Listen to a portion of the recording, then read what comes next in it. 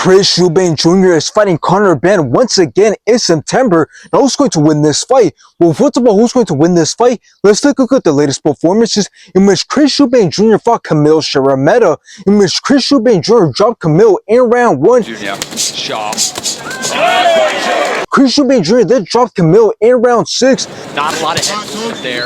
Obviously, that. Chris Eubank Jr. then dropped Camille twice, and the rest enough to stop the fight in round 7. Hey, boy, that's gotta do it. Hey, and they will wave it off. Now, after this, Chris Eubank Jr. went on to fight Conor Benn, in which Conor Benn rocked Chris Eubank Jr. in round 3. Jr. as he ships a right hand, and again. But then both went back and forth, both landed some great shots, and this has to be the craziest fight I've ever seen, and Chris Eubank Jr. won by decision. Chris Eubank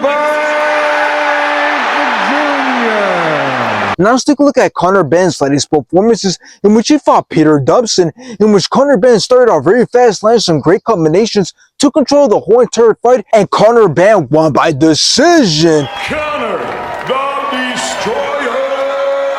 Now this, Conor Benn went on to fight Chris Eubank Jr. And you motherfuckers just heard what happened. Both went to war, but Chris Eubank Jr. won by decision. Now this rematch is what we needed, and I believe it's going to have a lot of hype to it, just like their first fight. Not only because both men are carrying their father's last names, which means a lot, but also because based off what we've seen in the first fight, we could end up seeing another crazy and entertaining performance, since in the first fight, we've seen Conor Benn stay in control early on. He was very quick, showing off good head movement, which made it hard for Chris Eubank Jr. to land anything, and Conor Benn had a lot of success landing that right hand over and over again. Chris Eubank Jr. just struggled to get anything significant going. But in the mid to late rounds, that's when we've seen Chris Eubank Jr. pick it up, and he began to have some good moments of his own. And in the later rounds, that's where both men just let it all out, and they began to go back and forth, exchanging a bunch of shots, and Chris Eubank Jr. obviously took the win. But here's the thing, I believe in this rematch, Conor Benn has a better chance at winning, simply because we thought him going up in weight was going to be a big problem for him. But if anything, that fight showed us that Chris Eubank Jr. is very beatable. So in this rematch, I believe Conor Benn is going to once again stay in control early on by being a lot quicker and being a lot more sharper. And if Conor Benn wants to continue to have success in the later rounds, then he's really gonna have to conserve his energy, because that's why Chris Eubank Jr. was able to come back and start to have some good moments of his own, because Conor Benn didn't have much left in him to continue to move as quick as he was moving in the early rounds.